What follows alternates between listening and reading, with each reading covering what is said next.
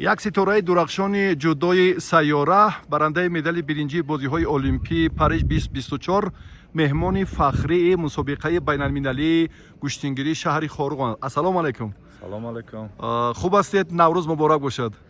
Раҳмат. Хушбахтона мо дар як ҷашни аҷдодӣ, як ҷашни бениҳоят барои миллат муҳим Наврӯзи байналмилалӣ қарор дорем ва хушбахтона бо дастгириҳои шабонарӯзии пешвои муаззами миллат Наврӯзи мо Наврӯзи ҷаҳонӣ шуд ва тамоми мардуми сайёра ин идро хуб ҷашн гирифта истодаанд. Темур, пагоҳ рақобатҳо ҷиддитар мешаванд дар вазни гарон, чун Шакармамаду шарафи варзиши Тоҷикистонро дифоъ хоҳанд кард дар вазни гароне ки мукофоти олии шоҳҷоиза аст, электромобил. Аммо паҳлавонони Ӯзбекистон ҳам хеле ҳунари хуб доранд. Дар бораашон чӣ гуфтанӣ ҳастӣ? бале, ин мусобиқаи байналмилалӣ мебошад. моро ҳарифони пурқувват аз ҷумҳурии Ӯзбекистон омада истоданд, иштирокашон дар назар аст ва паҳлавонони маҳбуби кишвар Шакармамад ва Шариф Назриев, Улуғбек Раҳимов тайёрии худро дида истоданд ва фикр мекунам пагоҳ бениҳоят рақобатҳо ҷиддӣ, пуршиддат ва барои мардуми шарафманди Бадахшон низ ҷолиб хоҳад буд. даъватро чӣ гуна пазируфтед баъди оне ки бисёр мардум як муҳаббат ва самимияти алоҳида доштанд ва хостанд ки дар Наврӯзи Хорухшаҳр шуморо бубинанд? бале, рости гап чандин солҳо ният мекардем ки ба Бадахшон сафар кунем. як мардуми сарбаланди водии Бадахшон ки бениҳоят варзишро дӯст медоранд, гӯштингро ба ман мухлисӣ мекунанд ва хушбахтона имрӯз дар насиб будааст ва хушбахтона мо омадем то ин ки мардуми шарафманди Бадахшонро бо ҷашни бузурги Наврӯз табрику таҳният гуфта дар мусобиқа ҳамчун меҳмони фахрӣ иштирок кунем. Як нуқтаи дигар, вазни 86 килограмм ҳам паҳлавонони арзандаанд. Яке аз Эрон ки гуфтанд ки дар бозиҳои осиёӣ дар кураш қаҳрамон шуд. Ҳақназар ва чандин нафарони бачаҳои Ӯзбекистон ва аз Қирғизистон як дастаи мукаммал. бале, фикр мекунам ҳозир мо мушоҳида карда истодаем дар вазни поён 60, 71, 78, 86 бисёр паҳлавонон чеҳраҳои шинохта иштирок хоҳанд кард ва майдон аз далайр аст, зеро варзиш бурду бохт дорад. мо ба тамоми иштирокчиёни ин мусобиқот барору комёбиҳо орзуманд ҳастем. Як нуқтаи дигарро мехоҳам фаҳмам ки мардум мегӯянд ки замоне ки Темур гӯштин мегирифт, паҳлавонони кишварҳои ҳамҷавор намеомаданд ва шуморо эҳсосот ҳаст ки боз дигар бора баргардед агар иҷозат диҳанд? бале, фикр мекунам ҳар як варзишгари тоҷик дар хун ҳамон ҳисси миллию ғурури миллии гӯштинги тоҷикӣ ҳаст ва сарчашмаи ҳар як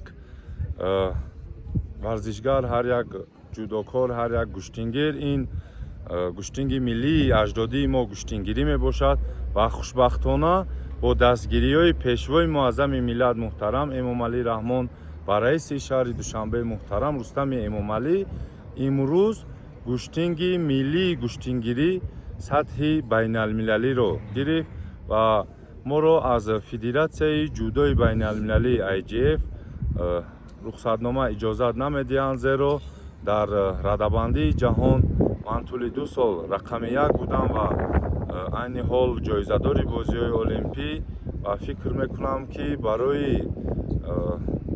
ба майдон баргаштан дар риштаи ҷудо моро камтарак фикр мекунам зараре мерасонад. аммо муҳаббат зиёд аст. аммо муҳаббат дар дил хотираҳо зиёд, хотираҳо бениҳоят зиёд аст. ин тамоми шавқу нерӯи мухлисони варзиши тоҷик бениҳоят зиёд ҳастанд ва мо низ дар ҳамин хел майдонҳо, дар ҳамин хел гӯштингҳои бузурги байналмилалӣ рақобатҳои ҷиддӣ гирифтем. Таҷрибаи хешро аз ҳамин майдонҳо мо зиёдтар намудему хушбахтона имрӯзҳо тавонистем ки парчами ҷумҳурии Тоҷикистонро, обрӯи миллатро дар арсаи ҷаҳонӣ баланд бардорем.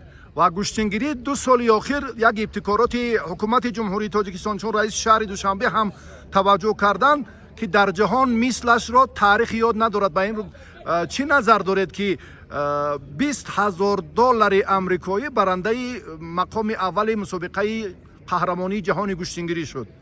бале, тӯли чандин солҳо мешавад ки бо шарофати давлати соҳибистиқлоламон дар ҷумҳурии Тоҷикистон, дар шаҳри Душанбе, дар шаҳри Хуҷанд, имрӯзҳо мушоҳида мекунем дар шаҳри Хорух ки яке аз дурдарсарин шаҳрҳо ба ҳисоб меравад, мусобиқаҳои сатҳи байналмилалӣ баргузор гарда истодааст.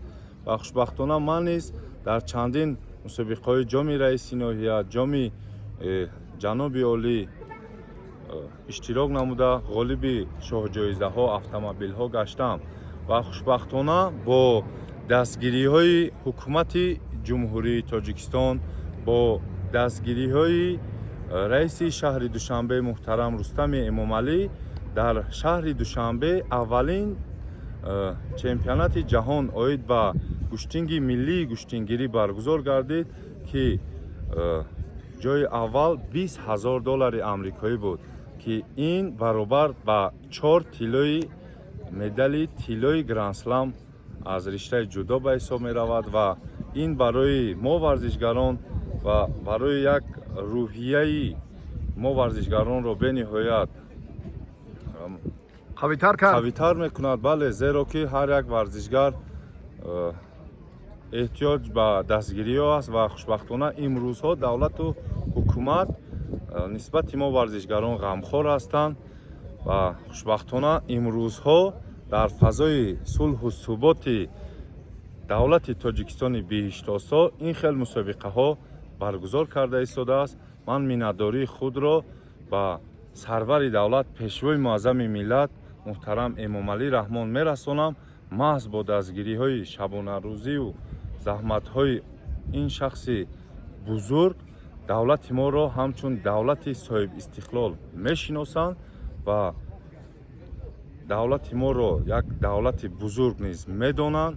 ва имрӯзҳо Тоҷикистони азиз бениҳоят рушд карда истодааст ва дар ояндаи наздик мо метавонем бисёр чорабиниҳои муҳими ҷаҳониро баргузор кунем.